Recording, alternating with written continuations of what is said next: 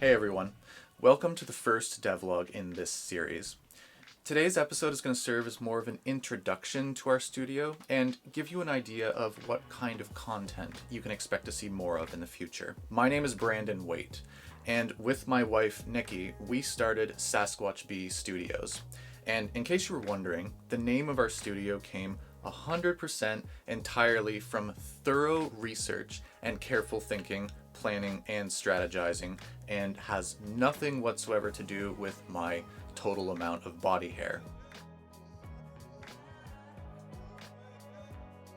I haven't actually seen a whole lot of husband and wife teams doing devlogs together, so this should be really interesting.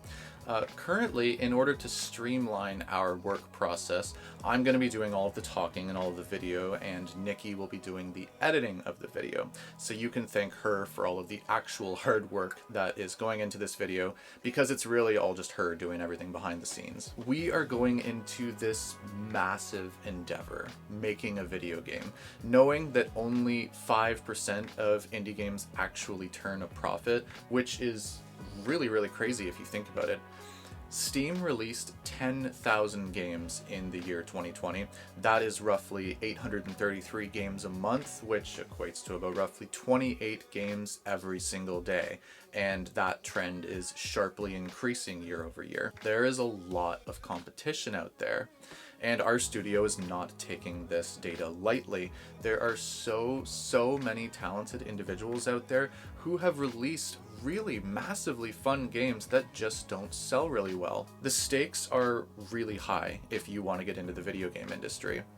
And I'm not sharing any of that data to discourage anyone. I simply want to point out that this is a tough industry to get into.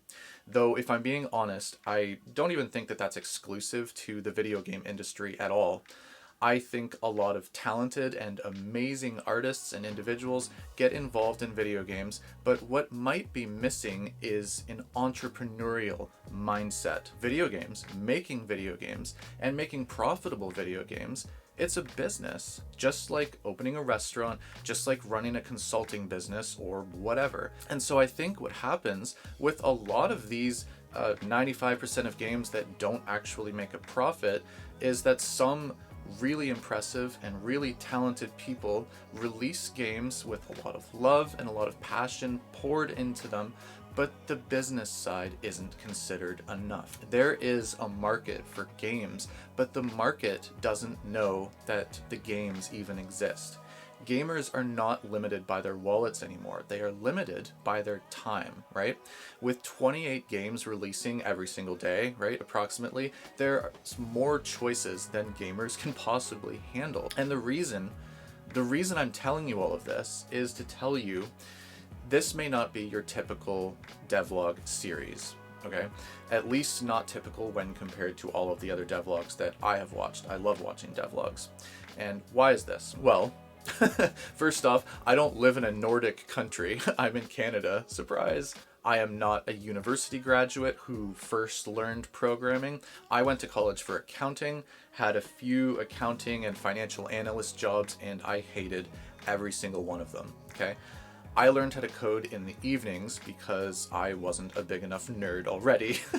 So I have a few years of very part-time experience building dinky little projects in Unity. Nikki, my wife, who will be doing all of the art for the game, has always been artistic at heart, though she also doesn't really have any experience with animation, and she has no experience working in game engines. And so we together are going into a really tough industry to crack with very little experience and little data to suggest that we can even do this successfully.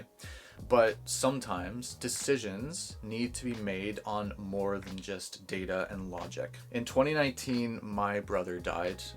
Nikki was suffering from mental illness. I had an emotional affair and our marriage nearly ended.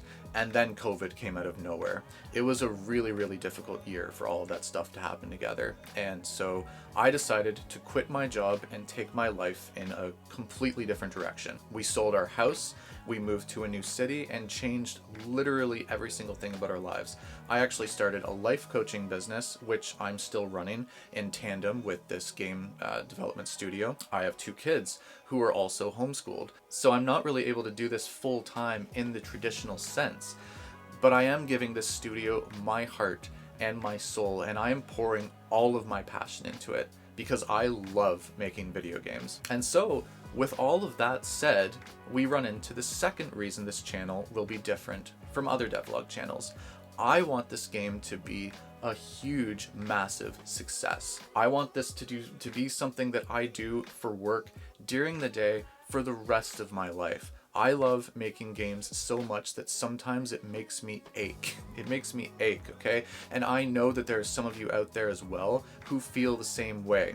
If you've ever dabbled in game creation, I know that you know what I'm talking about here. And so, with all of that being said, Nikki and I are going to do our absolute best to avoid common pitfalls that a lot of game developers fall into. One of which, I'm sure you've heard the term, is scope creep, where you have so many ideas for your game that you just keep adding stuff and adding stuff and adding stuff until your game is this bloated, incoherent mess of features that don't even really mesh well together. Another common pitfall that I see is not properly marketing your game. And if I'm being honest, I gotta say, I think this is where most developers probably fall short. And I think, at least with some people, there's this lie where people think, if I make this really awesome game, it's just gonna sell. It'll just sell itself. That's a lie. That is not how business works, and that's not how art works. Creating the game, that is just one part of the formula. Selling it is another matter entirely. You can make the most beautiful and the most amazing billboard, for example, that the world has ever seen, but if you stick that billboard in a cornfield, then no one is going to see it. No one is going to know that it exists. And the other pitfall that I often see is lack of focus and lack of direction, or lack of goals that you're striving towards. I know this is an issue personally because it's been an issue for me on every single project that I've dabbled in the past in Unity. Not having a plan and not having deadlines and goals is a big mistake. How are you supposed to go where you want to go in completely uncharted territory, by the way, without a map, without a compass? Having a plan and setting deadlines and making goals, even just mini goals along the way, it's gonna help us stay focused and keep us on point with this game. And it's gonna help us eliminate wasted time on features that may end up getting cut later on down the line because they didn't mesh well with all the other elements that we built. Game development is all about making thousands and thousands and thousands of little micro decisions, and then you implement them as efficiently and as beautifully as you possibly can, and then you move on to the next one. So that's what this has been about so far. I have experience working in the Unity game engine, so we are very much sticking with that. I love 2D games, so that's a decision that's done.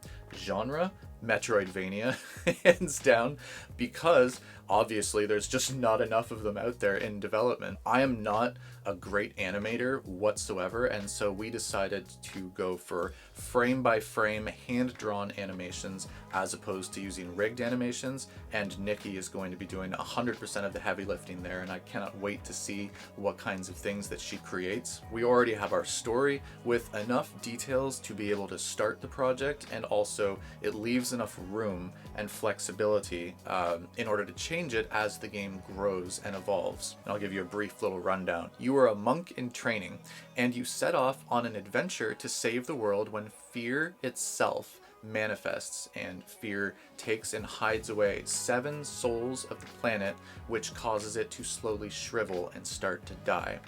Your goal will be to collect all 7 souls of the planet and fight through various hordes of enemies and bosses and temples in order to retrieve them and save the planet. Now, on top of having a story, having a hook is also really important, especially if you are an indie game developer.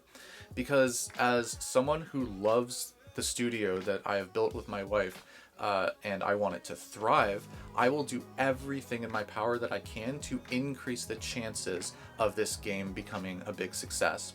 And utilizing a hook just makes it that much more likely to have people talk about the game when they see it in trailers. And so currently our hook is that the player will follow the hero's journey quest. So just like in life, when you are journeying, growing, and changing as you're facing difficulties and challenges throughout your life, you're facing your fears, and then you're re-emerging bigger and better than you were before the story even began.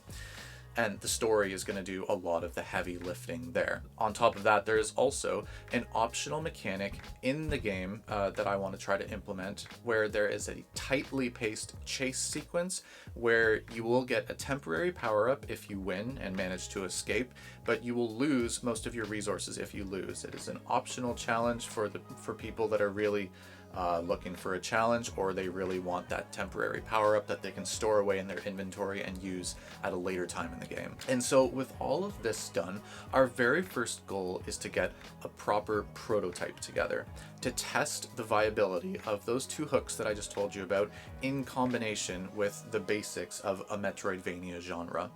In my head, as I'm picturing it, this works really well as I think it all out. But sometimes when you're thinking through ideas, our brains can lie to us and waste a whole lot of our time. And so step number one to make sure that we avoid that pitfall is to just take a little bit of time to create a prototype. Not focus on any game juice or particle systems or really fancy art. None of that. Just throw in whatever to make sure that everything properly works and meshes well together. And make sure that the hero's journey and the chase mechanic with this unique kind of reward and punishment system attached to it, I want to make sure that that works within the scope of the genre, Metroidvania, and the pacing of our game. So I'm giving myself 2 weeks from the time that this video is published to get a prototype together. So the clock starts now. And if this prototype is viable and if it works, then we move on to the next stage where we develop enough content to make a full-on trailer in order to start a proper Kickstarter campaign. We initially discussed an arbitrary deadline of 6 months for that. I gotta be honest, I have no idea if that's a realistic goal or not, because I don't have any experience working on a full-on commercial game. But just so you know, there is a roadmap, and those are the goals that we have set for ourselves for now. That is the direction that we are heading in. I hope that you find these videos and our journey to start a passionate and financially sustainable video game studio to be as fun as we had creating them. And that's all I have for you today. Thank you so much for watching. Right now, the best way that you can actually support us is to just like and subscribe to the channel and stay tuned for our bi-weekly videos.